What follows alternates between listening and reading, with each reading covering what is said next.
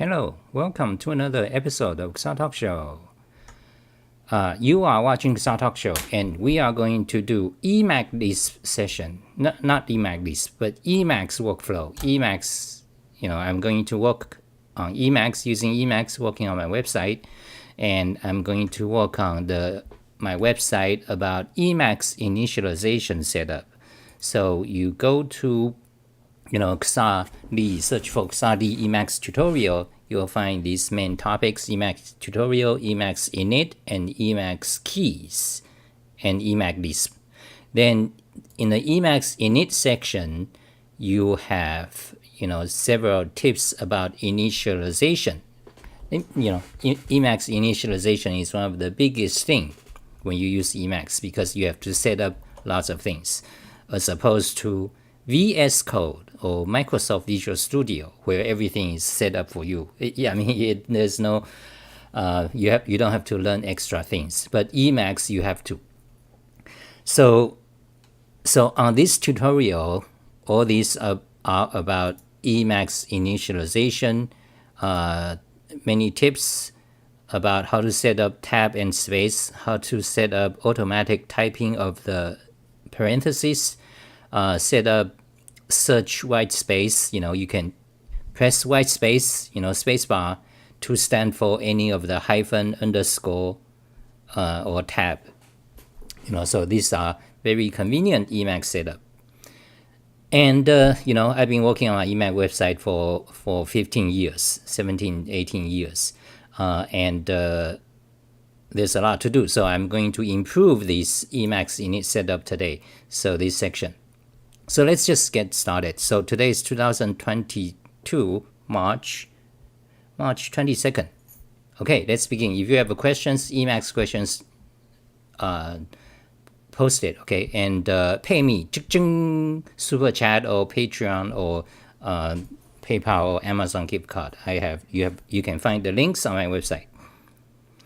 Okay, let's begin. So today's talk show. So yeah, so this is just an Emacs session. I'm just going to work on my my website. So you're gonna watch my Emacs workflow, and I'm using Xafly keys, which is my package, and Vorak keyboard, and you can see my keyboard. Okay, so Vorak keyboard, which is Kinesis Advantage 2 keyboard. So I have a full review here. You can see all those photos. I've been updating my pages. So that's my old picture 4 years ago, and full review here. And the ultimate hacking keyboard, which is right here, full review there. So okay, so Vorak keyboard, ultimate hacking keyboard, Vorak layout, and let's begin. Okay, so init setup. So I have, let me tell you what I'm doing. Okay, so I have all these topics I need to. So first of all, Emacs init file. I tell you what init files are about in Emacs. So hold on a second. Let's go to PowerShell and toggle doc theme. So this is a command I wrote. You can see some PowerShell tutorial and advanced and the script examples set doc theme. So this is the code I've written. So you can see I just say toggle doc theme, and it's fantastic. The power of PowerShell. Okay, so for the video, I'm gonna use white theme. So okay, so back to the tutorial. So this page tells you all about what init file is about in Emacs, where they are located. Then the next section here is a collection of small init setup. For example, how do you make the key copy, cut, paste, undo to be Control-C, Control-X, Control-V, Control-Z, the tradition, the Windows tradition, and Mac tradition, and Linux tradition. Only in Emacs is different. Emacs today is the only application that uses different key binding than all the others, Emacs and Vim. So you can make it you can make Emacs use the traditional keys if you want, but there's problems. Anyway, so this page is miscellaneous setup. Then you have, how do you make typing type over selection? In any editor since 20 years ago, when you have a selection and you type something, it will erase a selection. That's a standard behavior, standard since 20 years ago. But Emacs, again, is different. So for these reasons, Emacs is difficult to use, and I don't think it's a good thing. They should just have this on by default, but the Emacs people refuse to. So in order to override selection, you have to put this Emacs Lisp code in your init file. So for example, let me demonstrate. So something, okay? Now let's turn off the highlight, okay? Something, right? Something, now I make a selection, I select it, now I type, you'll type over it, you'll erase the selection. But if I don't have this on, let's, for example, delete selection mod, let's say 0. 0 means false, okay? Evaluate it. Now, something, okay, thing. Now I select it. Now I type. You see, it does not erase it. So this is what Emacs init is about, okay? Now let's turn it back to on, okay? Evaluate it, okay, good. Now I type something, it overrides. Fantastic. Okay, now, what is this? PowerShell, okay, close, okay. I want to copy the link, close it, go to Xas talk show, go to today's talk show, and paste the link here. So linkify it, make a list, and show in browser. So we have a notes on what we did today, okay? So now close that, close that, close that, close that, close that, and close that. Let's go back to init, okay? So, I'm gonna stop talking about, I'm gonna stop teaching about init because my main thing today is I need to work on this. So let's start to work on them. So let's do something different today. So because I've been talking about Emacs tutorials and for 2 years. So today, let it just be me working on my website, okay? I'm gonna try to talk less and just work on my website. I do this every day. So you kind of focus on the workflow, my workflow. Every command I type in Emacs and the keystroke I press, you can see in the pink window. So whenever you have a question, you can just actually search the command, forward word, or search, for example, xar open file fast. Copy it, you can search it right now, okay? So press a key. You see, I press the key and it searches. So here it is, xar open file fast. Here's a code. You can use it too. You can learn what it is about on the pink window, everything. So okay, so let's just work on my website, okay? Doc theme close. So I have these topics on the side. So on this page is a bunch of miscellaneous small init file tips, and I want to make them on a page by itself. So each one of these small tips, for example, set default file encoding, refresh file automatically, and how to set down arrow key to move by screen line or by a logical line, and how do you adjust margin, how do you stop Emacs from wrapping, the word wrap or line wrap. So all these minor tips, right now, they are all collected in this one page. So here is another init. How do you have fixed scroll? So normally when you press up, down arrow, you move the cursor. But when you have fixed scroll, it will move the screen instead. So let me show you. So let's call scroll lock mod. Okay, now I press up arrow, you can see it moves the screen. It moves the screen first, then when it reaches the bottom or the top, then it moves the cursor. You can see yeah, you can see interesting. So I don't want that though, so let's do it again, turn it off. Okay, so all these little tips, I'm thinking of make each one of them independent page, a page by themselves. Then you can have you can have them in the table of contents in the index panel. That way, it's more logical. Okay, so I need to do thinking. So I need to So so there's a lot to do. Make typing over. So yeah, so I need to do this. So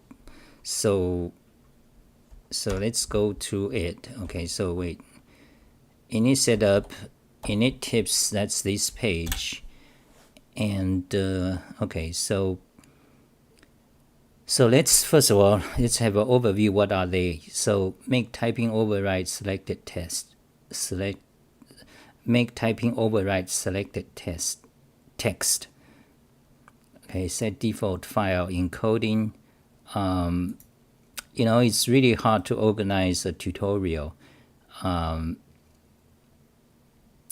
Okay, let's not digress. Let's focus on this. So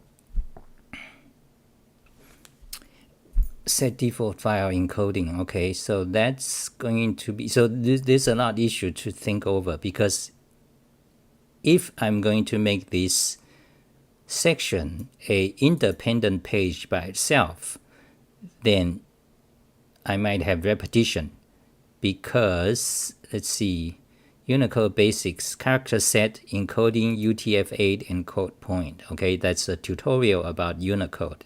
Everyone should know. You should learn it. You should read about this page right away if you are a programmer.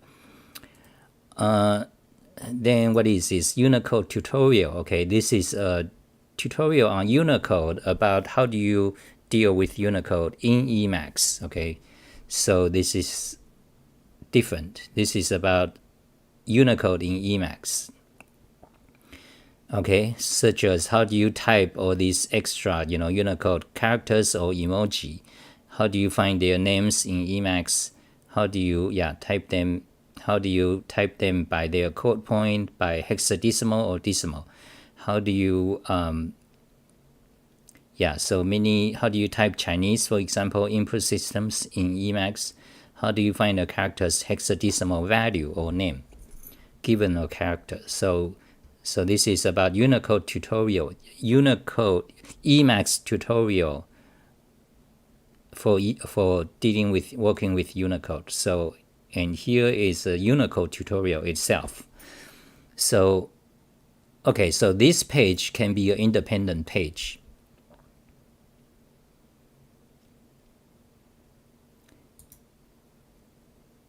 Yeah, so let's begin it. Okay, let's just start to work on some of these instead of just talking a lot. So first of all, open. Let's go to my Emacs blog. Okay, create a let's shrink this a bit. Now create a new section here. Paste this link, Emacs init. Okay, then what is this? Emacs init. Then you want this home page too.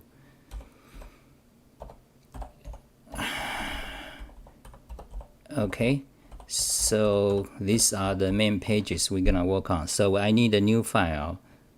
Let's see. So a new file. Let's see.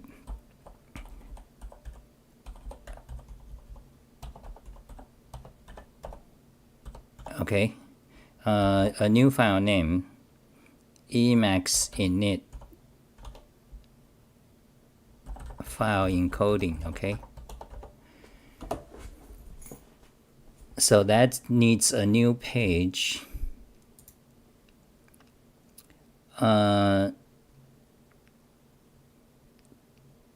Standard copy cut paste keys. Okay, that needs a new page. Okay, emacs copy cut paste keys. Okay, that needs a new page. Combine these two into one. That's right. And put them on a new page. Make typing override. Delete selection. Okay, that needs a new page.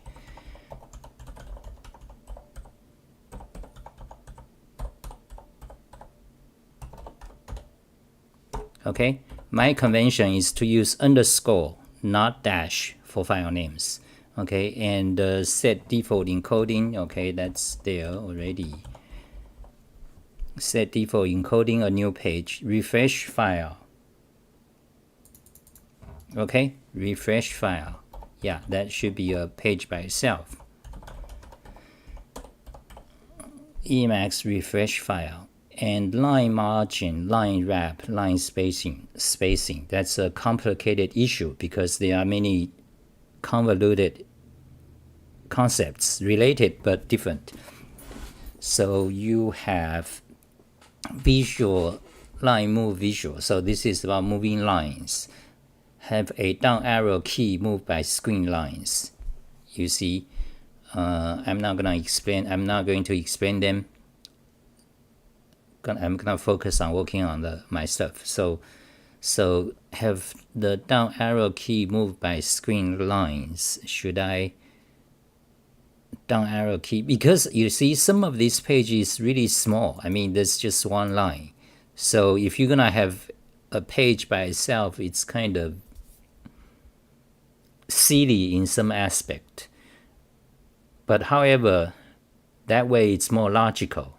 Just like a book, you have chapters, you have sections, you have subsections, then each thing is about one topic. So if you want move lines by visual lines,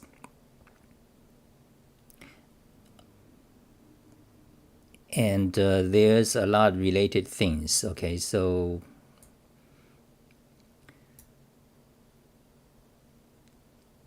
where does this belong to? I mean, move lines, visual lines. This is related to line wrap.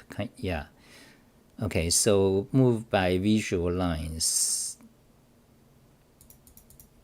Okay, so I suppose. So let's put it here. So let's do describe variable. Let's see, the value is true already. So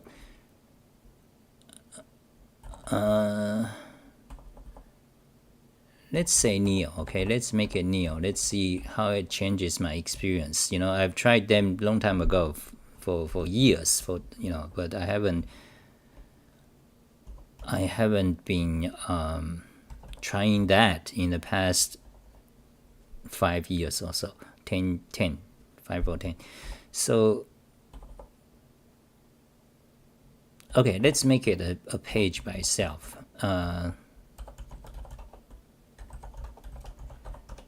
Move line visual.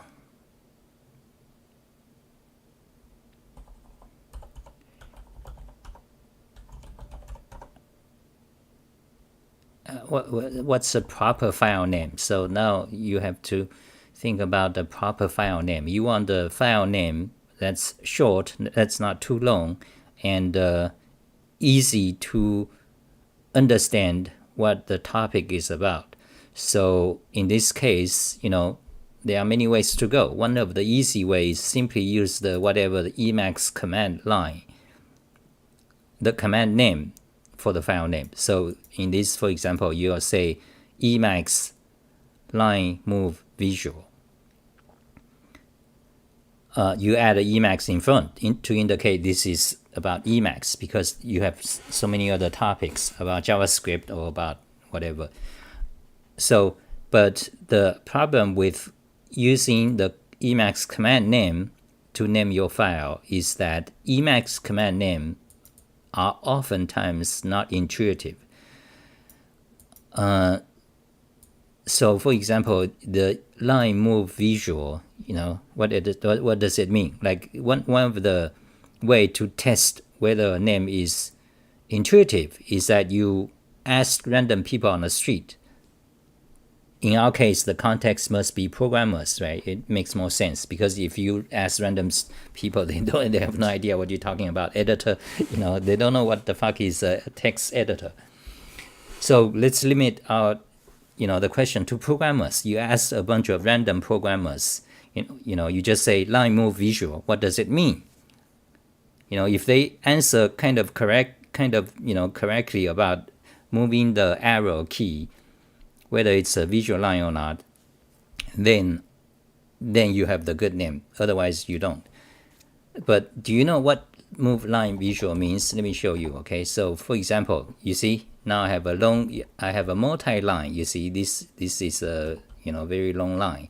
It spans several lines visually because the window is not, the width of the window is not big enough to accommodate these 1,000 character lines. Let's see how many characters are there.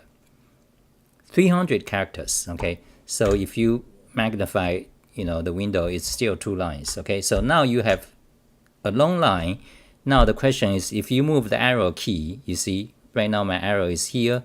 If I move it up, would it be here, or it will be actually moving the whole line, like over here, or the beginning of the line? You see. So if I press up arrow, you see right now it moves the whole line. It skips the internal. Let's make this longer than you'll see. You see, up down arrows moved by a physical line, by a logical line. A logical line is determined by, you can see the space, the line return character. So a logical line is determined by that. You see, it just moved the whole line. But however, on the other hand, if I have the move visual, line move visual true, evaluated, now I move the down arrow. You see, it goes through internally, them.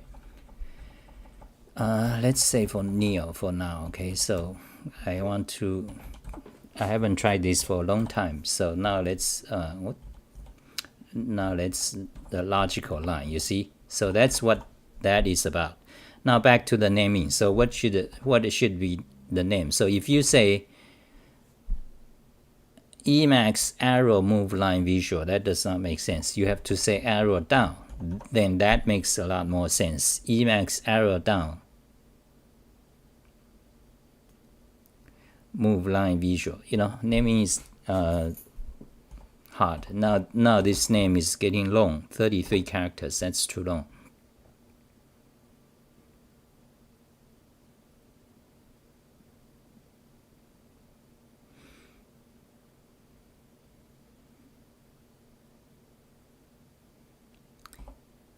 We stuck on the naming of things. So emacs arrow down. So let's quickly make a decision now, and we can move on. I can change it later on.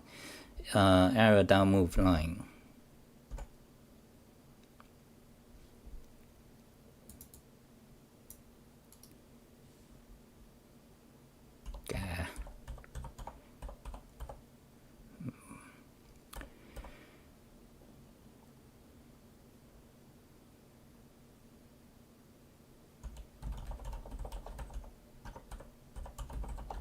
Let's just say move by line, okay? Let's just say that's the name I want. Turn off the space, turn off the white space. Next, adjust margin, okay? This is not really a init. This is rather a customization command to allow you to adjust the margin on the fly. So this section actually needs to be somewhere else. Okay, we skip that. Now this is make lines not soft wrap. Okay, so that's another topic. Emacs line soft wrap. Okay, Okay, that's another topic. Then next, format lines. Okay, now this is about hard wrap. Okay, this is about hard wrap. They are related but different. Okay, that's why many of these issues are confusing. And both of these issues are related to the arrow down move by line. Okay, so let's just say hard wrap. So we have quite a few topics already. New page. Now make sentence end. Make sentence ending by a single space. That's another esoteric setup. Because normally, by convention, sentence ends with, let's say, one space. New sentence here. You see, that's one convention. The other convention is two space. This is old convention. This is typewriters, typewriter convention. You end in two space. But modern convention since 1990s, typically universal, it becomes one space is far more common. So Emacs has a setting. You can tell Emacs to assume that a sentence ends in one space after period or two. Why is this important? Because when you call a command that automatically reformat your paragraph, it will automatically fix whether you're gonna have one space after period or two. So that's why this setting, that's where these settings becomes an issue. Okay, so Emacs allow you to set them. So should I have a new page? No. So this will be part of this. So it will be part of the hard wrap page. Okay. So fixed scroll. Fixed scroll will be part of the arrow down. Okay. Will be part of the arrow down page. Let's turn on the highlight line. Okay. And then there's more. Okay. But for now, let's just start to do this. Okay. Let's start to do. Wait, how many windows I have? 3. Greetings from California, Arnold. Greetings. Okay. So let's begin to work on these pages. Okay. So first of all, make sure they are all underscore.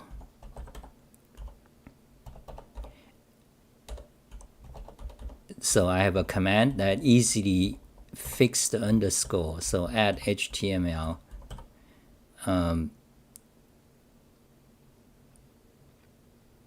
So let's see. So let's try a command. Okay.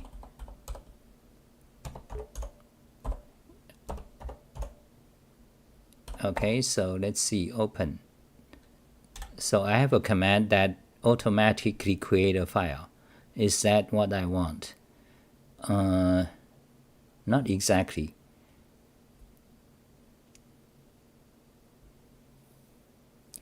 Because the panel is incorrect. Okay, so let's fix that. So delete that file. So I'm doing, I need to, in order for you to understand what I'm doing, I have to explain lots of things.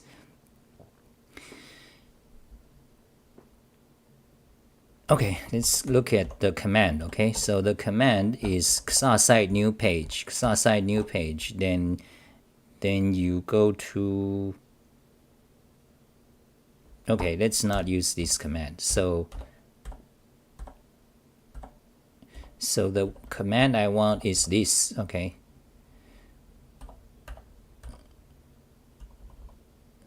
So let's just create a command by myself. Okay, so first of all, open the init setup. Let's show.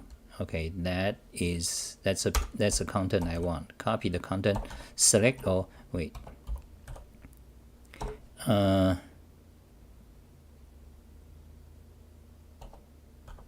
select all, copy, then create a new file, create a new, paste the content here, show in browser. Yeah, let's close. Let's say tdt, let's name tdt, okay. Is that right? Yes. And we don't want this topic box. Okay, that's a template for this. That's a template for all the files I'm going to create. That's correct. Okay, we got a template. And you need to rename this.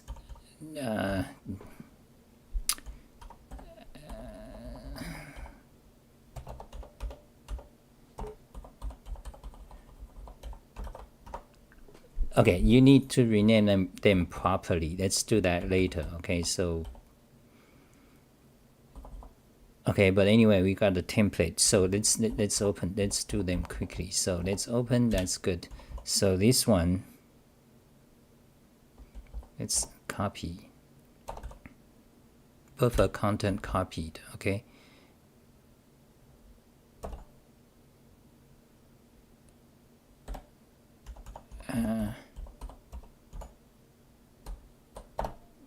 Okay, let's make a link.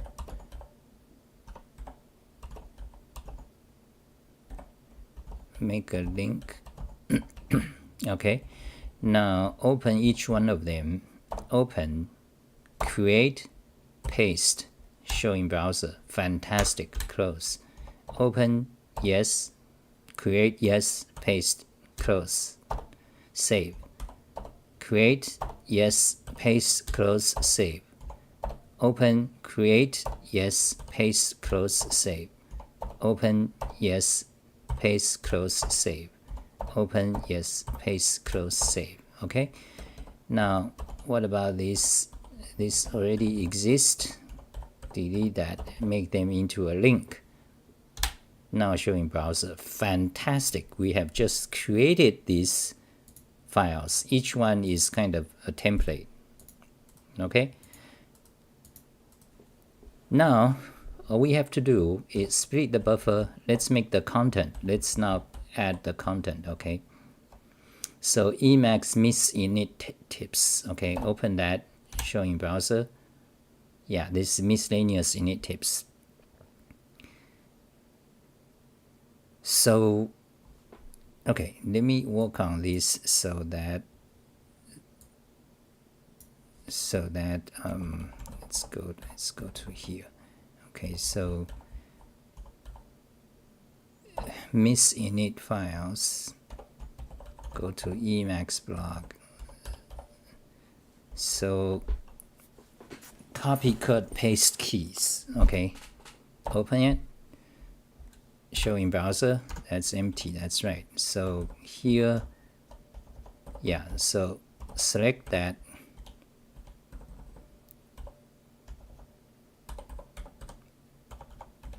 Okay. Select that. Fantastic. We have moved the content here. Fantastic. That's almost done. You know, we need to modify, edit it later. Now, delete selection. Okay, copy it. Delete selection. Make typing override selected text. Okay. There it is. You want to paste it here. Okay, fantastic. Close. Next, emacs init file encoding. Okay, set default file encoding. Cut, paste. Fantastic. Close. Okay. Next, emacs refresh file. Okay, so refresh file automatically. Fantastic. Go to here. Fantastic. Okay, close. Now move arrow down. Emacs arrow down, move by line. Okay, arrow down, move by line. Now that's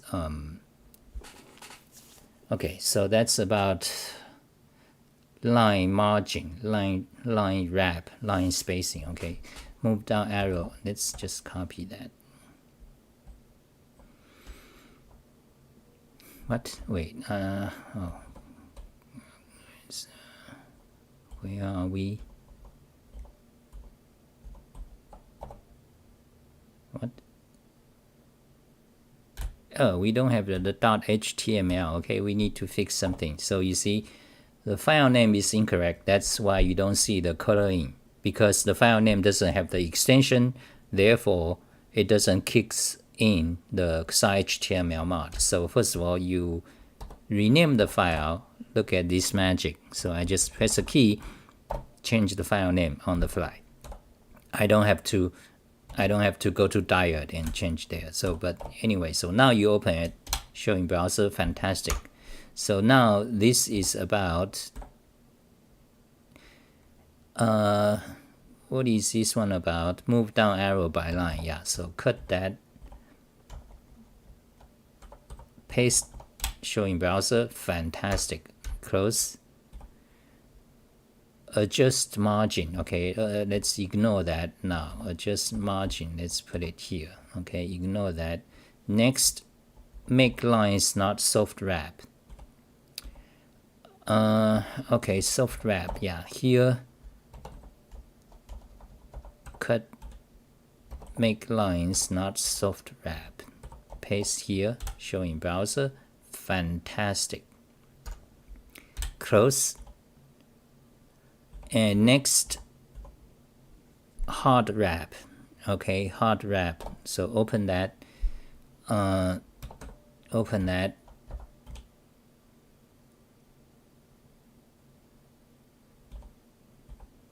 Cut. Reformat lines. Okay, so yeah, so this is the section we want. Reformat lines. Paste it here. And make sure you put the title there as well.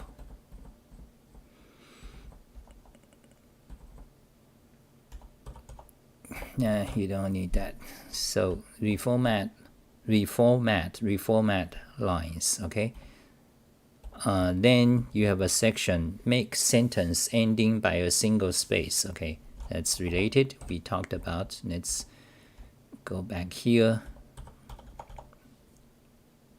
Okay, showing browser, fantastic. Okay, now we have this fantastic. Comments and questions? Hi, Frenzy, are you the Frenzy I know? Frenzy from Belgium. So next, so next, close that. Oh, we done. So showing browser. Now show this window in browser. Let's see what's left. So adjust margin, that's something that needs to go somewhere. Line margin, line wrap, line spacing. Well, most of the content for that we already moved to somewhere else. So line margin, line wrap, line spacing. Okay, it's kind of related. Okay, now fixed scroll, where should it go? It's related to the down arrow. That's right. So okay, so fixed. Yeah, so let's cut that and go back to here, down arrow key, move by visual line. Okay, and paste here and show in browser. So it's kind of related, so put them together there. And in fact, this is also related to highlight current line, like you are looking at right now, highlight current line. Yeah, so in fact the highlight current line is very inefficient. So here is a little digression. Okay, because I think, you see, now let me turn it off. Okay, turn it off. Now you see, this is default Emacs. You don't highlight the current line. However, in some editors, starting around year 2000, some editors has a feature that the current line is always highlighted. I didn't like it, but I started to use it about a month ago. It's okay. But in Emacs, it's inefficient. It actually slows you down. I mean, by a fraction of a second. Let's look at the source code. Let's do a bit digression and look at the source code of the highlight current line.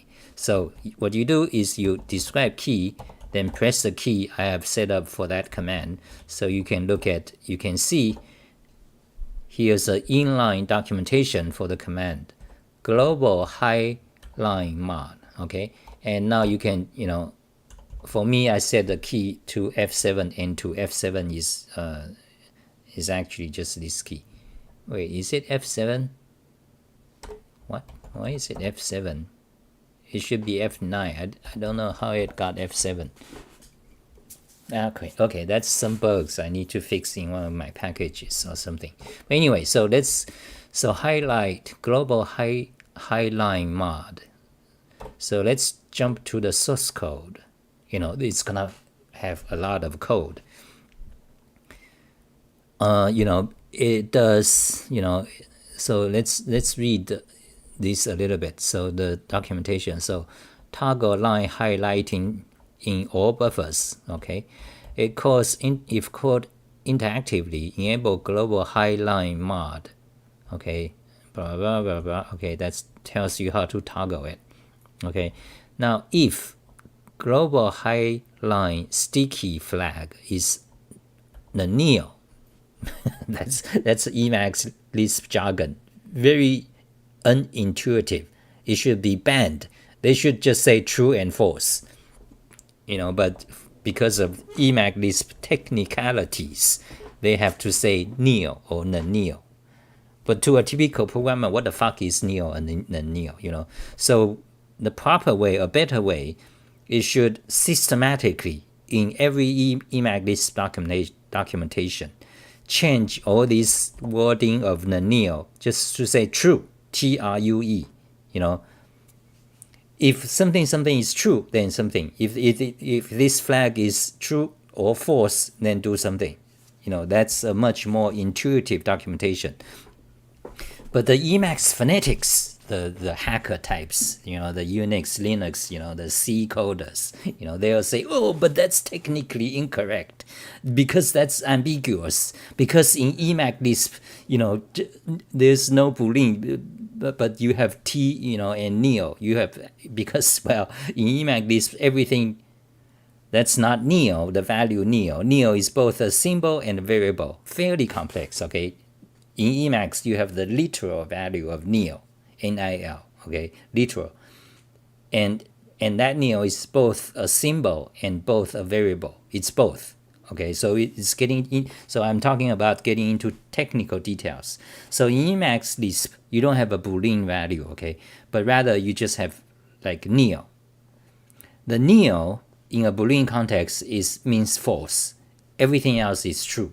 So the integer 1 is true. The 0 is also true. Any string is true. A empty string is also true. Except the only thing that's neo is neo itself and empty list. Okay, that's false. So that's a technical detail. That's why the Emacs documentation says, global highlight blah blah blah is the neo. Now, if it is the neo, then something. That's why they use the jargon, the neo. That's the jargon they use. So I would propose, simply say true and false, okay? For the Emacs, for those people who understand Emacs Lisp technicalities, they know what true and false means, okay? Anything the neo is true, and empty list and neo are false. Very simple. If you are a Emacs Lisp programmer, you know it. But if you are not, if you are just an Emacs user, you can still understand it. Okay, true or false. So anyway, that's some some technical details about Emacs Lisp. documentation improvements, I would say. So anyway, so the global highline mod sticky flag, global highline sticky flag, if this variable is nil, if it's true, then global highline mod highlights the line about the current buffer's point in all live windows. Oh, okay. So there's more complexities, So what it is saying is that if you have two windows, Emacs call them frames. Another idiocy. But anyway, so if you have two windows, both of them show the same buffer. Okay, for example, right now. You see, let's go to the top. Okay, let's go to the top. You see, so this page is Emacs init tips. Okay, same thing here. They are the same buffer. Okay, just Emacs can do that. You can show them in two or more windows. So what that highlight this flag, this variable is talking about is that if you have the same buffer, should it highlight both of them? So if that flag is on, if that flag has a value true, it will highlight both of them. We can try it. Let me show you. Okay, let's just digress. Let's try it. Set that to true. Okay, evaluate it. Now let's switch to this window. You see over there, now they highlight both because they are the same buffer, so it's a technical detail. So which one do you prefer? That's the question. Essentially, that's what this flag is for. Emacs is meant to be, for every possible preferences. They have a way. So that's what that is. And it should be nil. Okay, that's the default. It's kind of silly. Good. It's not bad to have lots of options. Yeah, but anyway, that's Emacs. Okay, so then it says global highline mod uses the function global highlight.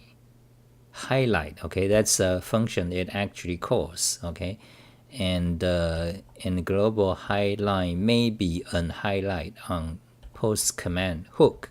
That's a great content. This line is actually telling you how this works. Okay, so basically when you have it on, then what happens is that it adds a hook to adds these these two commands to the hook, post command hook. So do you know what is a hook? Let me explain. Okay, maybe. So people here, fantastic. Hello, yep, that's me. Hello, Frenzies, great. Thank you for coming by. So Dizziness says, hi, as a guy who knows Chinese, can you deduce some stuff on these bless symbolics? What are you talking about? Are you trying to be smart? Are you trying to be a smarty? Like, hi, as a guy who knows Chinese, can you deduce some stuff from bless symbolic? What are you talking about? I mean, without any prior study of bless symbolics, I have no idea what is bless symbolics. Okay, let's search for it. Oh, let's see. Bless symbolics, communication international. What the fuck is that? Magnify. Okay. Actually, I don't want to use Chrome browser. Right now you are looking at Chrome browser. Nasty. You don't know what it does. Google these days, they can have like things inside the browser. You never know. They know everything. They looked at all your photos, all your bedroom photos on your computer. They have an option right there. Like you click on the settings, and you click on this is Chrome browser. Google Empire. They run USA basically today. like 30% or something, then other corporations, oil companies and big companies, banking, they run USA. So you go to Chrome browser, then you go to search engine security and privacy, okay, then clear browsing data, cookies and other site data, security, safe browsing, yeah, very safe, very, very safe. Google knows everything about you. Make sure nobody else knows. Then there's a thing I want to show you, okay? Oh,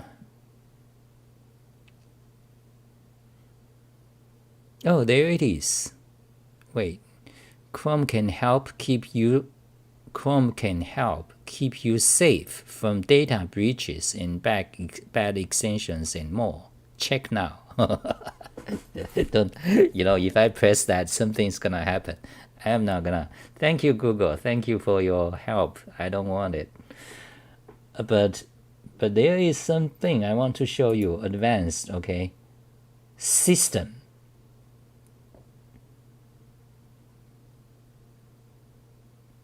Where it is?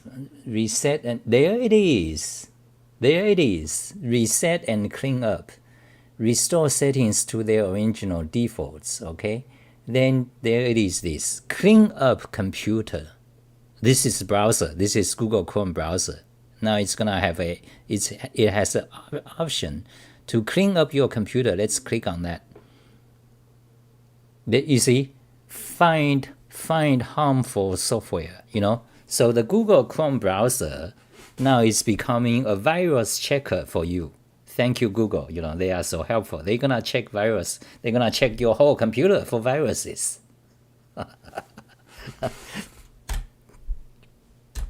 That's Google. Well, we getting into politics. Getting into politics. Let's not go there. I don't. Let's not go there now.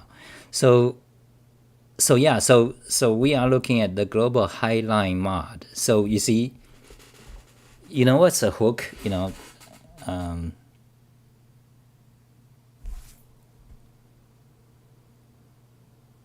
Exactly.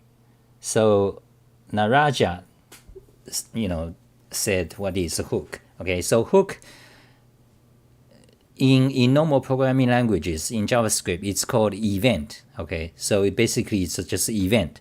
So what this global highline mod is going to do, if you turn it on, is basically whenever there's an event called post command. Okay, basically whenever a command is called in Emacs, in Emacs everything is a command. Even if I press arrow key, that's a command. You can see. Oh, I removed that. But anyway, that the arrow key command, let me show you, okay? Describe key, then I press the right arrow. You can see it's calling the command right char. Okay, it's not showing up in the pink window because that's filtered out. Otherwise, it's, the moving cursor is gonna spam the command log. That's why I filter it out. But anyway, in Emacs, every key you type is a command. So right arrow does, it calls right char. That's a command. So in Emacs, everything is about key and command. You type something, whatever you type, that's mapped to a command.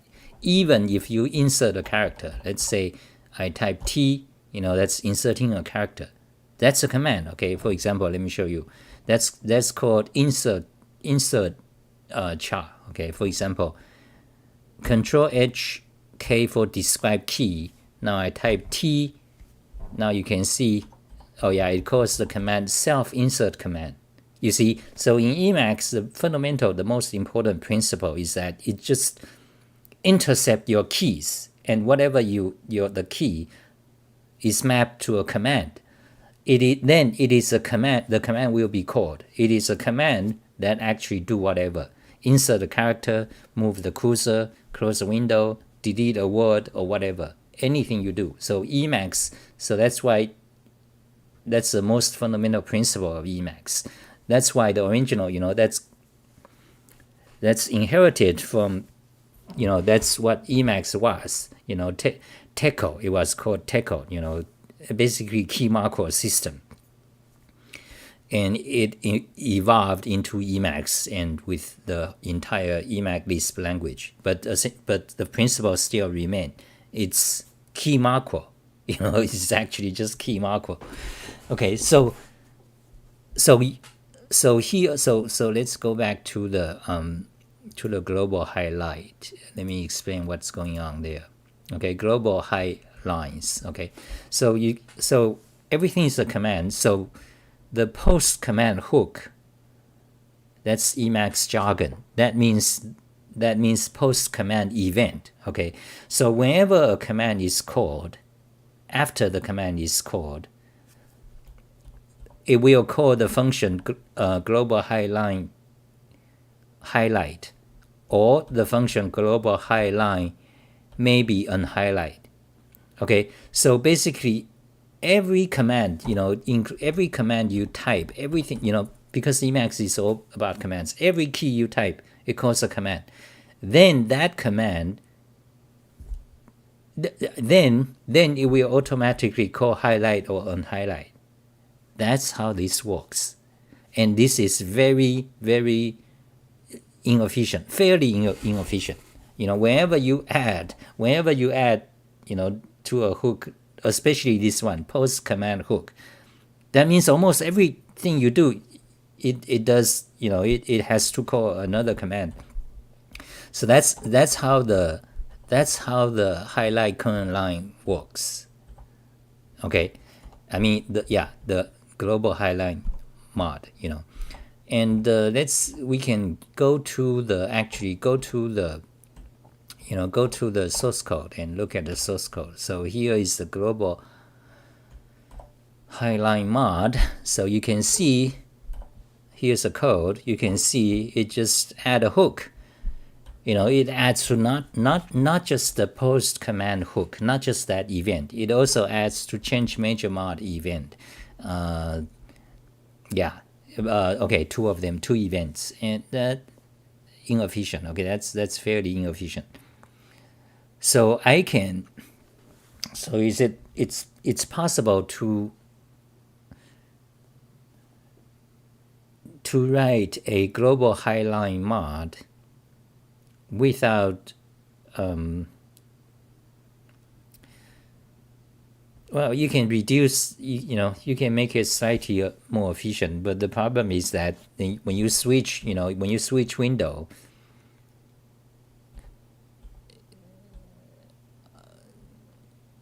anyway, so it adding to the post command hook is not, it's somewhat inefficient. Okay, so for example, we can look at the value of the hook, post command hook. Okay, so describe variable, okay, and show it, expand the window. You can see post command hook is a variable defined in C source code, so that means this command is written in C. So its value is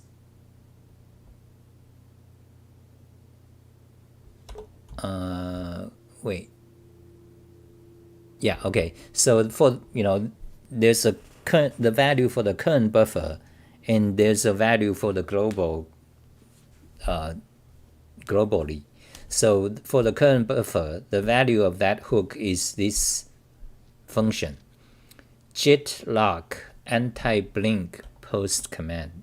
Okay, no idea what that is, but the global value is Jesus. You see this many commands. Okay, let me show you what that is. Okay, so copy that, open a new buffer, paste it, magnify, and that's one long line, hard to read. So let me call a XOR command to split them into a word per line. Okay, so you can see, so the post command hook has all these things right now.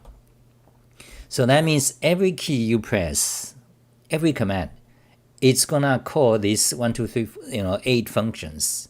What are they? So font lock mod check buffer, Jesus. LDoc, Jesus. display line numbers smart check buffers. Jesus. Global XOR math input mod check buffers. Jesus. I don't want that. That is my mod, XOR math input mod. Why does it have that? Because I believe it's a minor mod. Whenever you have a minor mod, Emacs automatically create this. Then global command log mod check buffers. That's this one. You see, yeah, that's how it works. Because every time I call a command, the command shows up in the command log. So it relies on this post command event. Okay, then global highlight may be unhighlight. That's that. And global highlight.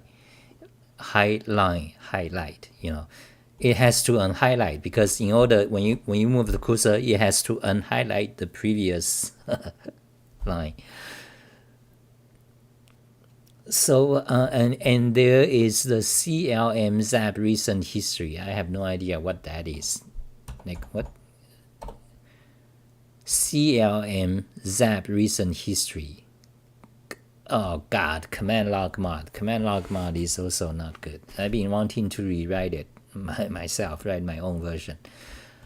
So anyway, so in general, you don't want this, So what I'm going to say is that. So I was kind of claiming this is, the way global highline mod works is a bit inefficient, is not optimal. But is that claim justified? Is that claim justified? For example, in VS Code, in Visual Studio. So let's open VS Code, for example. Okay, so that's one of my commands. I'll open in VS Code. So in VS Code, which is let's see if we can magnify. Yeah, we can. Fantastic. So VS Code, you also have the feature. Let's see. Let's look at VS Code. Let's see. It automatically highlight the matching pairs. Okay. So in VS Code, I'm pretty sure you can also set it up so that it highlights the current line. Okay. You go to the settings. Okay, let's do it, shall we? Preferences.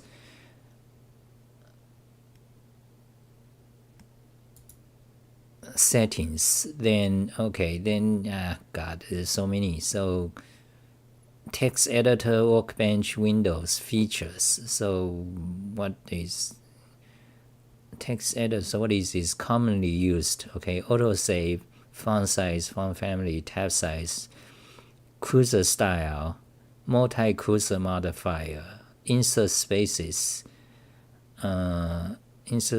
when pressing tab. Okay, word wrap. That's what we were talking about in Emacs. Word wrap. File exclude associations. Okay, text editor. Oh God. So we are looking for the feature of highlighting the current line.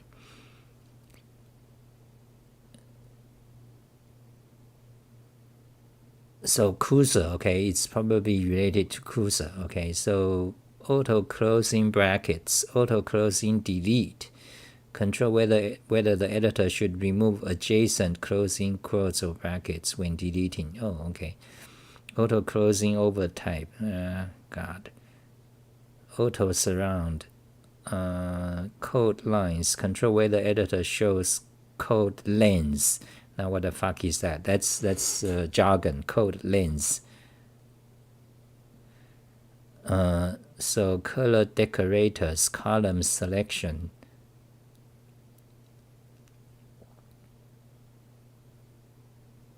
Where do I find the folding highlight? Where do we find the highlight current line? So let's see. What?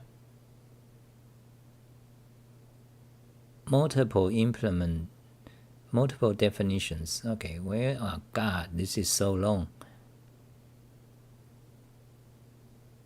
Okay, let's click on that, see what happens. Cursor blinking, cursor smooth correct animation. Cursor style line, control the cursor style, okay. Cursor surrounding lines, control the minimal number of visible leading and trailing lines surrounding the cursor, known as score off or score offset in some other. Control the minimal number of visible leading and trailing lines surrounding the cursor. What? Let's say 1. Let's see what must be a number. Let's see 1. Okay. Okay, I believe that's set. Let's go back to emacs. I mean to here. No.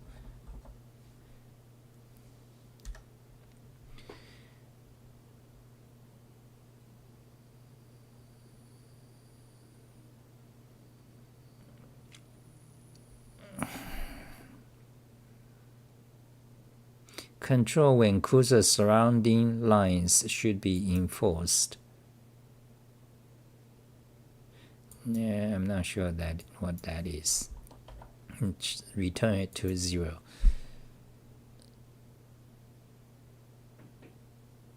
Okay, I don't know where it is. There's a lot of settings to go through. So this is the Visual Studio, the VS Code analogous to Emacs init. And they are saved by a JSON file actually. So the Emacs init uses Emacs Lisp as the configuration. But VS Code uses JavaScript JSON format. So we could right now open up the JSON format. I have to search. I don't know where it is. So you can search it and you can find where the file location for the JSON format. Okay, I'm rambling all over. So I think we should stop, and that's it for today. So okay, where is the line? Let's see. Where is the feature of highlighting the current line? Where is the setting? So do we have, let's look quickly. Testing, debug, terminal, task, problems, output, comments, application, security, extensions. Okay, I don't care about extensions. It must be somewhere in the cursor blink. Okay, let's search. Okay, pause. What pause? What pause? Okay, let's quickly search. VS Code highlight current line. There it is. How to highlight current line number in VS Code. How to highlight current line number. What? Oh, they want to, it tries to highlight the current line number. Oh, okay. There's a feature, it highlights the current line's number.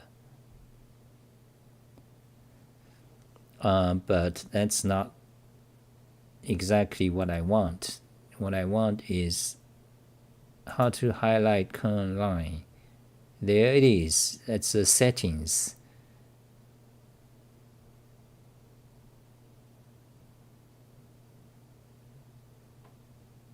Okay, I don't know. Let's forget about that.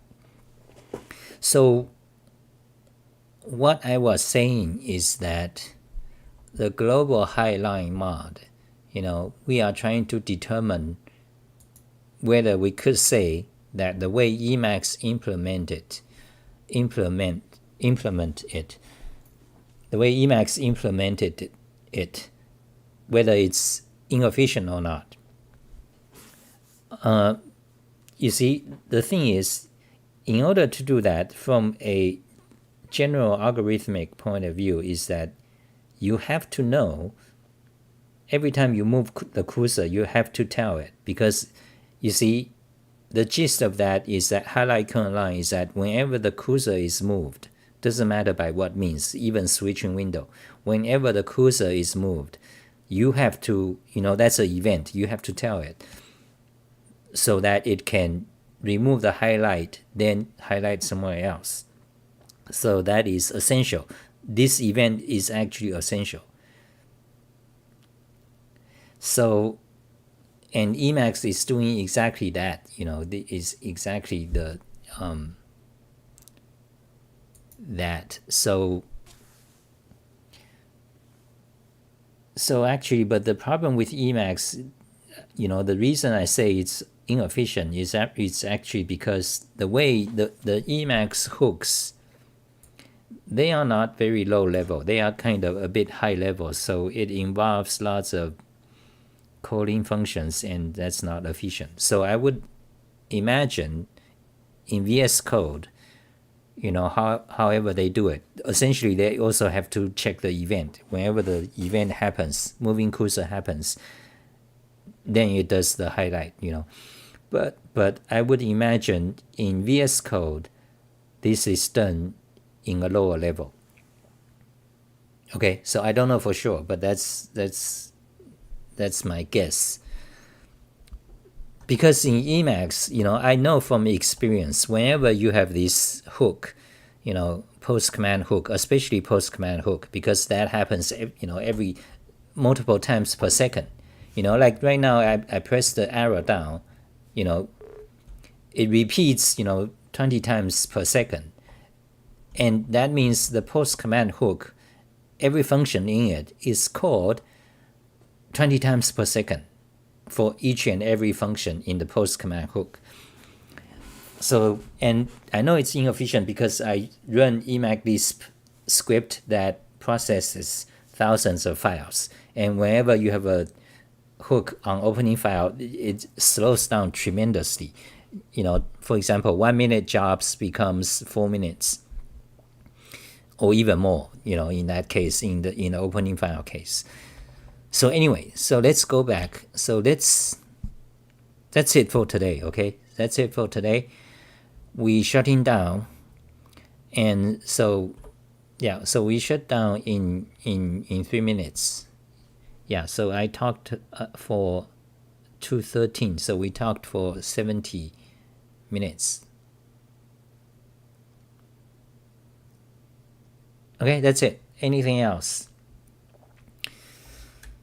Let's shut down then. Okay, so we talked about a bunch of things. So let's make it to the, go paste them in the, what's going on? Paste in today's code,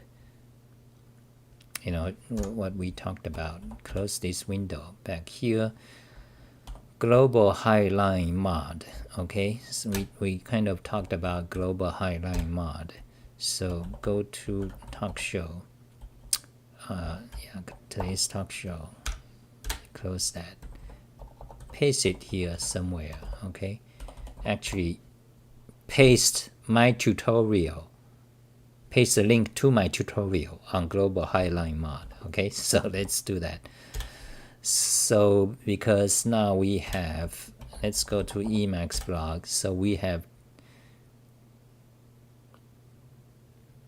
did we actually have a page on global highline mod? Oh my god, I didn't. Okay, let's do that then. Oh yeah, so we have a lot more. Stop cursor blinking, set cursor to I-beam, set up Emacs so that each file opens in a new window. Yeah, you can do that. But where is global highline mod?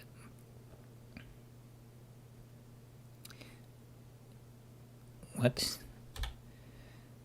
Copy, cut, paste keys, delete selection, init file encoding, init file encoding. Okay, this is should not be named init file encoding, so let's change the name. It should be just called file encoding.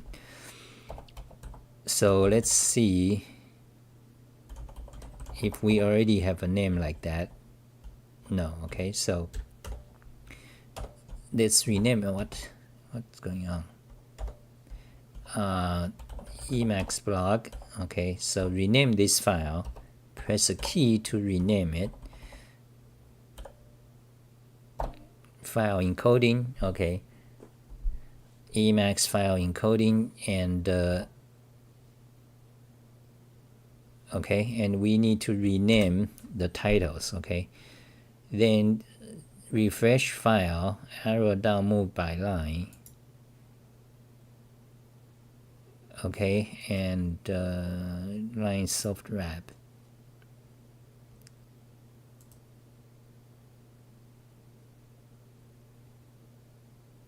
We don't have global highline mod. Okay, God. Let's search. Okay, I'm getting tired. I need to get off. So let's search my Emacs tutorial about the word global highline mod. So I will find all my existing page about this.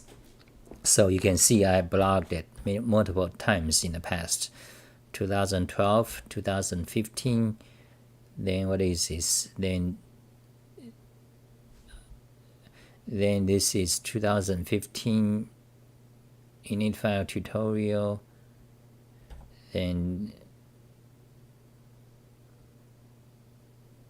oh yeah, we do have this page. Yeah, there it is. So show in browser. Yeah, highlight current line.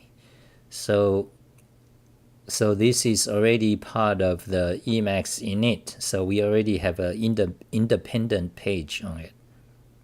That's good. Okay, so copy that. Copy the link.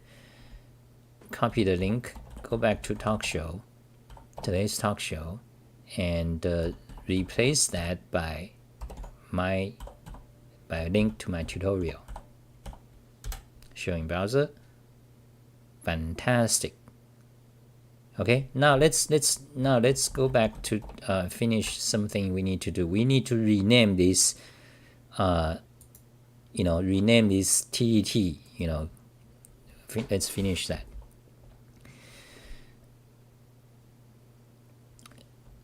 Okay, so open. So what is this? Emacs copy cut paste keys. Okay, so let's rename it. Emacs copy cut paste keys. Set up standard copy cut paste keys. Okay, let's show the pink window. Let's turn off the multiple frames, the multiple windows. Change the title, show it. Okay, then this one, open it, make typing override selected test. Okay, so let's call command type override selection. Fantastic. Close. Open this one. What is this? Set default file encoding. Okay.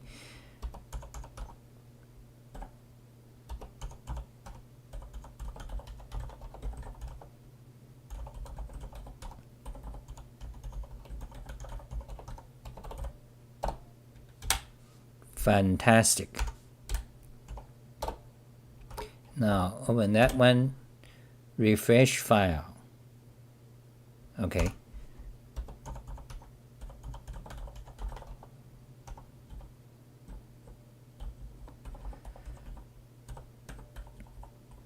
Refresh file automatically, showing browser. Fantastic. Now we don't need the section. We don't need the section.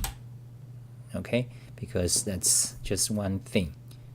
Okay, next, open it. Down arrow key move by screen lines or logical lines. Okay. Down arrow behavior. So what should you name this page? So okay, Emacs down arrow screen line or logical line, okay? Set up down arrow key for screen lines or logical line, okay? Show in browser.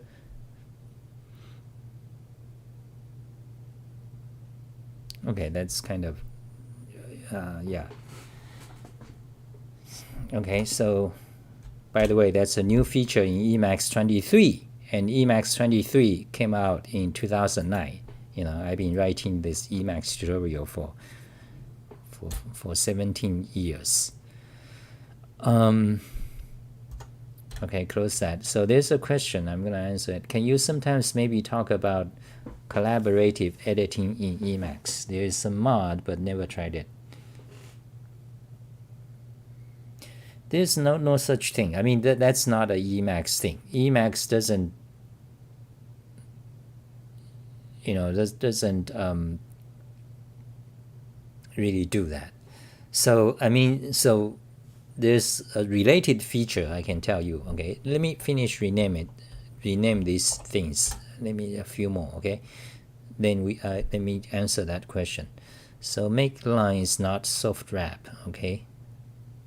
Okay, so this page will be named, let's copy it. Let's show the pink window so you can see what commands I'm calling. Lines not soft wrap.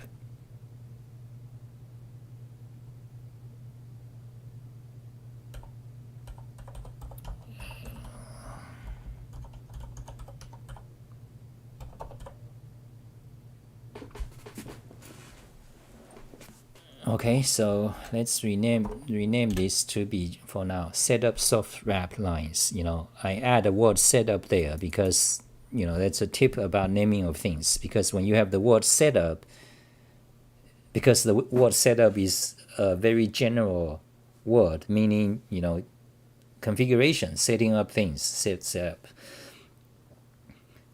You know, alternatively, but however, setup is not the conventional word to used by Emacs. Typically, the Emacs way of talking about init file is saying customization. You know, customize. You know, so the proper title for this page by the Emacs community would be how to customize line wrap. You know, yeah, that would be the title by the Emacs kind of community. How to customize line wrap display or line wrap appearance, you know. But if you have that, you know, people, you know, but that's not broad, you know, like people who don't know Emacs yet, they don't know the word, they should use the word customize. To them, they just know setup. How do I set up? How do I make Emacs show the line wrap in certain way? You know, they don't know the word customize. So anyway, that's some of the details. So some of the analysis. So now we have this page.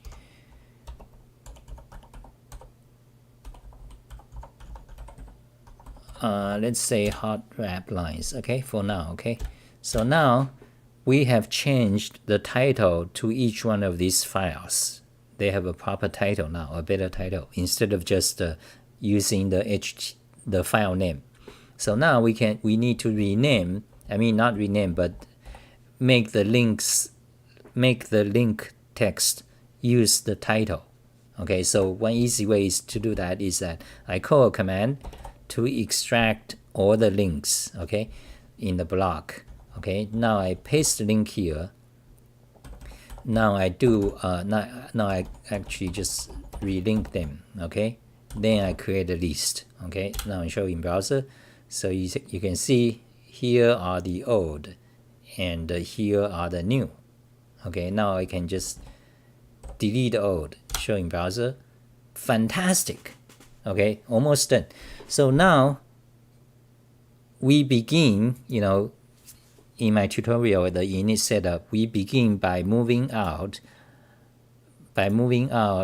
lots of these miscellaneous tips to become independent files by itself. So now go back. So now let's go back. So now we need to put each and every one of these links into the side panel here. Okay, you see what I'm saying?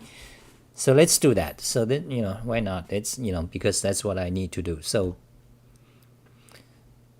copy the link again, extract all the links in this block.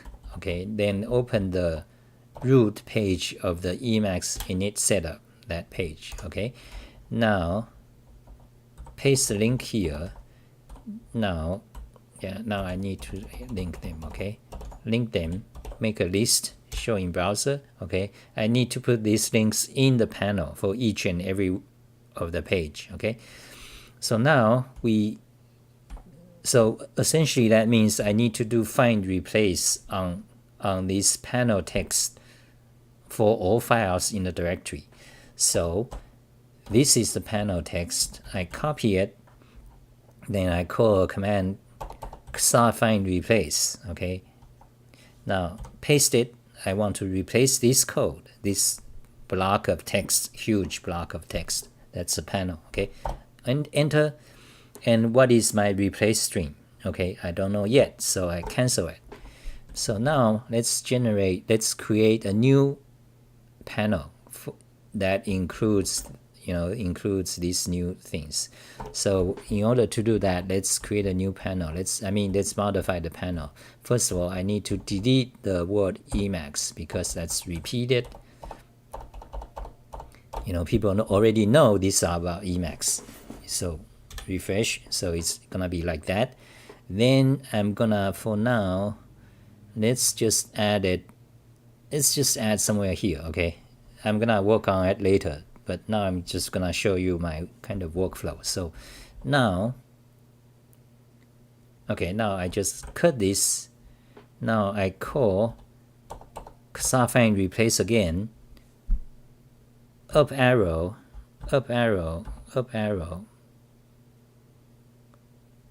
wait,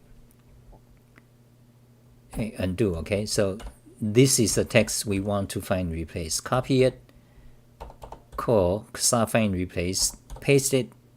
Okay, enter, cancel. Then the new text I want is this. Okay, let's do it again. Up arrow, replace this text, enter. Now what's the new text? Okay, up arrow again, the same old text, but now over here let's insert a new one here. There you go. Okay, enter.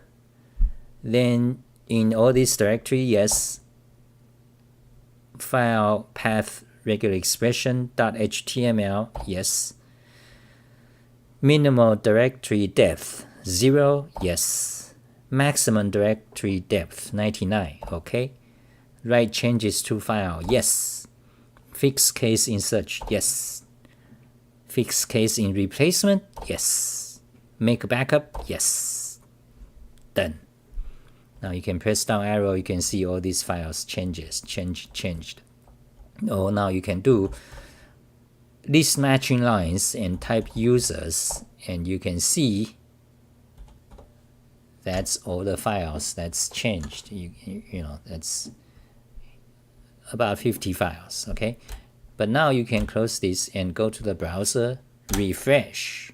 You can see there they are. There it is. Fantastic. These are the pages we created. Now the next thing I need to do is to move all these into the appropriate category, whether that setting is about text editing or about files, autosave, auto backup, restore open file, or is it about appearance such as global highlight, highline mod. I need to do this change again, but I was just showing you my workflow. Okay, that's it for that. That's it for today. buy my tutorials, okay? That's what I'm here for. Buy my tutorials, Emacs tutorials, great information, and Emacs this, okay? Pay me. Patreon. Here's my sponsors, okay? My sponsors is Xali. And I'm gonna talk for 5 minutes about this Patreon, Amazon gift card, fantastic, and PayPal, and Bitcoin. Where do I host my site? It's an old classic website hosting. It's called oneandone.com. They got bought by some other company, so it's no longer one and one, but it's called. I'm not gonna promote them, but there's a lot you can choose today.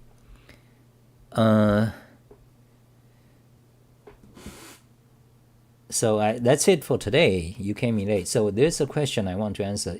Okay, so can you sometimes talk about the collaborative editing? Yeah, so collaborative editing, it's you don't really, I mean, that's not like a feature of text editors. I mean, that's kind of just a more kind of a Zoomers movement, because, well, yeah, I guess because the COVID pandemic, you now work at home, and but before in the office, you can sometimes talk to your coworkers and you can work together on the same screen, like.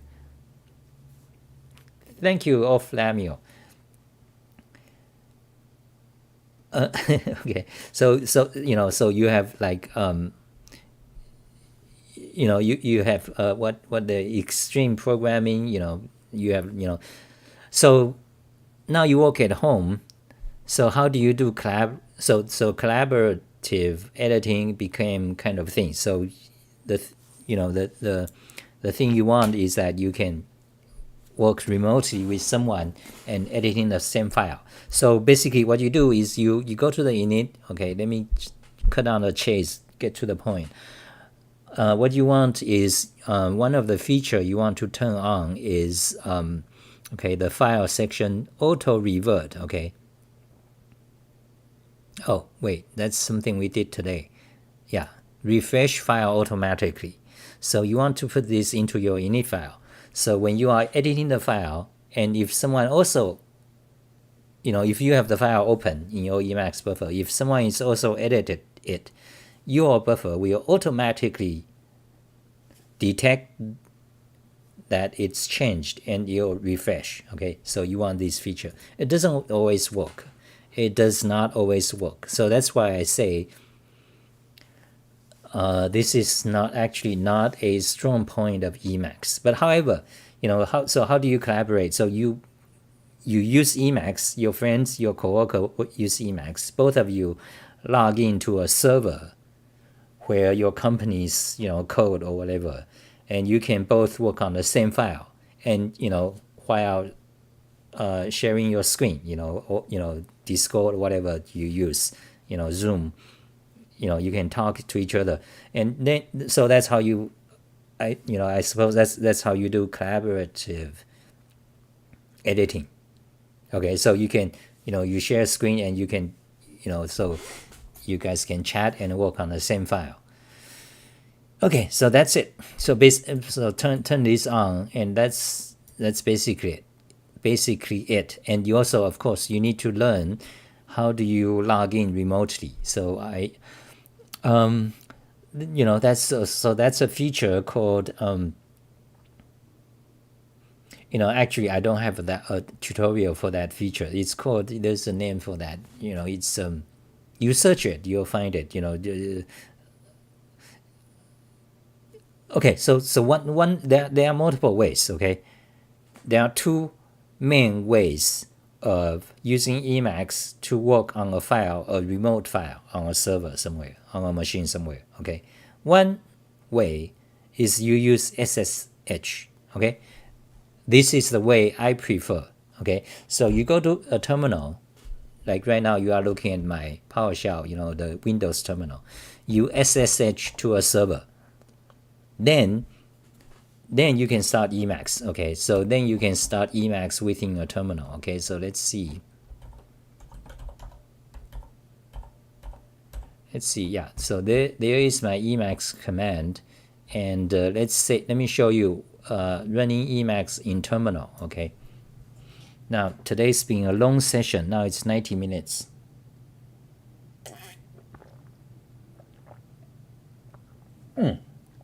Thank you, Louis. Tramp is a word. Okay. So there are two ways to work on a remote file using Emacs. One way is using SSH, which is the way I prefer. The other way is Tramp, which I haven't used much. Okay, so SSH, let me show you. Okay, so you just SSH to a remote server. Then all you have to do is -NQ. That means run this in terminal. Run Emacs in terminal. Oh God! In the Windows version, you have some issues. God. Okay, so wait, hold on a second. Let me show you. Okay. Foreground. God. Okay.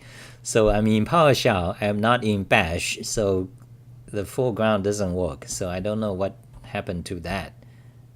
So what you have to do is you, instead of calling run Emacs, you want to call Emacs. Yeah, there. Okay, no window. Okay. So this will run Emacs in terminal. Okay, there we have it. Okay. Let's see. Do I have class software keys? Oh God.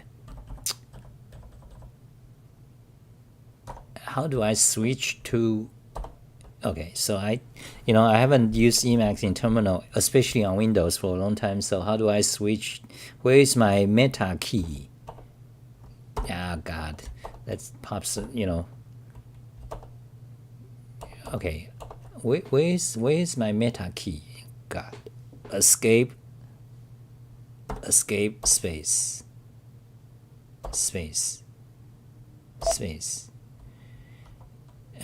Control key. No, wait.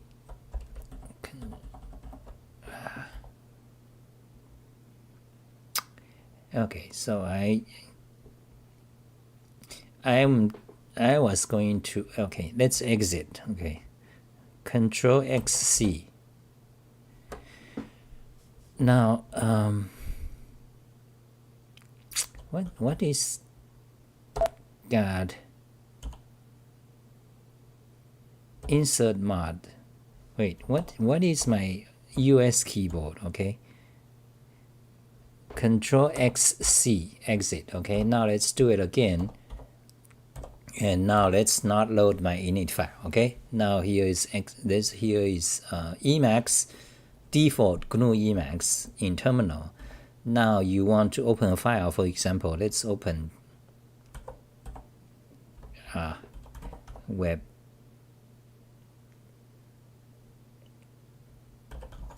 Xali info. Okay. X2do. Okay. Xali info Emacs. Okay. Blog. Let's see. Emacs.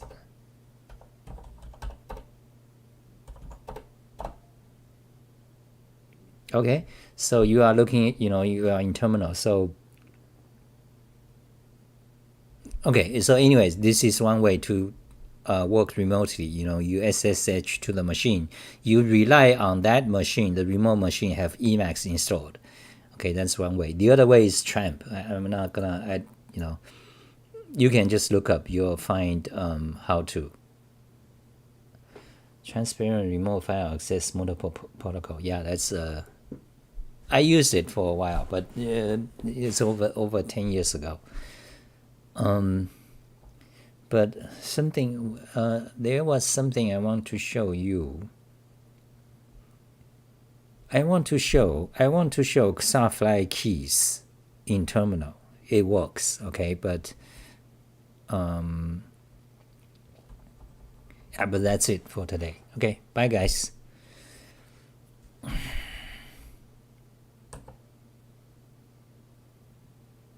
Yeah, I haven't run terminal in Emacs for a long time. So in order, first of all, I need to not have a black background, because let's try it again. So Xafly keys.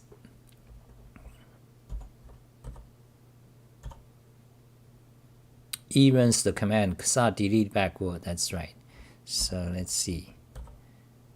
Control space runs the command xa flag keys command mod activate. Okay, great. So let's activate command mod.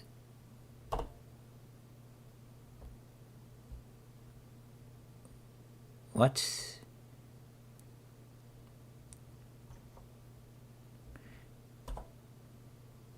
Oh, it works. It works. Look, now I can move cursor by word, you see, without holding control or alt, you see. Now I can delete the word, you can see delete, or delete the whole line, delete the whole block, or select, copy it, paste the whole block, paste it, and one key to expand the window, do it. Fantastic. So xa flag keys, my friends. So we can actually open my init file. So let's open the file. So go to web. So this is xa flag keys in terminal, in Windows terminal. So ergo emacs, so go to xa info, emacs, okay, emacs.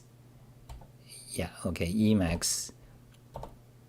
Actually, I have my, instead of typing the path, I can just call my xa open file fast. Let's do it. Fantastic. So you are looking at my Emacs blog. You are looking at, where is it? Yeah, you are looking at that page. That's the terminal. That's let's scroll up. You see xa Emacs. Fantastic. Okay. Oh wow, the background also works. Now you see something doesn't work. The Unicode characters. You see that this part, you see U2211, that's supposed to be the summation sign. You can see over here. But so why is the Unicode not working in Windows Terminal? Windows Terminal supports Unicode. So I suppose this is a quirk between Emacs and Terminal. Somewhere went wrong. Emacs and Terminal. But anyway, so let me show you Unicode. Okay, so let's see. Yeah, so you can see Unicode emoticon. Okay, they are not showing properly. You see, these are Unicode emojis. So let's see. Can we show in browser? Yeah, okay. You can actually press a key to show in browser. You see, so you are looking at the source code for this page, my Unicode page. All these are emojis, but somehow, when you run Emacs on Windows Terminal application, the emoji does not show up correctly. Let's see. Let's try to find out what's wrong. Okay, so it looks like it's a font problem. It's not a encoding problem. It's not any encoding problem. It's simply a font problem. So apparently, I think the way to fix it is that in Windows Terminal, you have to do some special settings to tell it to use appearance, to tell it to use a Unicode font. Normally it works. It's just that inside Emacs it doesn't work. For example, let me open a new Windows Terminal and let me show you how the emoji actually works. So you can just go to CD. Let's go to the same page. Okay, CD web. Xali info, Emacs. Oh wait, we need to show emoji. Yeah, so it's gonna be comp, then Unicode. What's the name? Unicode emoticons.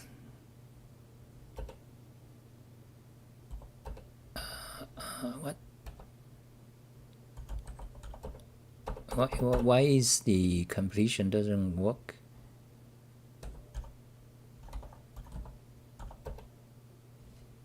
What? Let's just enter for now.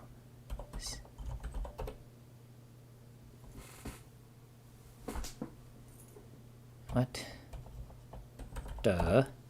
Okay, you can see all the files. Let's try again. Duh. Oh yeah, the completion doesn't work because that's not a directory, because we were using cd. Now we want to show the content of the file, so that's cat. Okay, because cat is a alias. Let's see, let's magnify. Okay, cat is an alias for get content. Okay, so cat Unicode, there it is. So I have a lot of files. So Unicode emoticon. Okay, so you see it's cutting that file, and you can see, let's go to the beginning, you can see there is your emoji. Okay, there's a lot. So this demonstrates that Unicode works in Microsoft Terminal without me having to do anything. It just works by default. So that means the Windows Terminal can display Unicode properly. But the problem we have here is Emacs specific. So for some reason, Emacs is unable to find the emoji font when inside Windows Terminal. It works fine when you are in GUI. For example, let's open that page. You see? So here's a page. Let's magnify. So you can see it works fine here, but not in Windows Terminal. Okay. Bye. That's bye for good.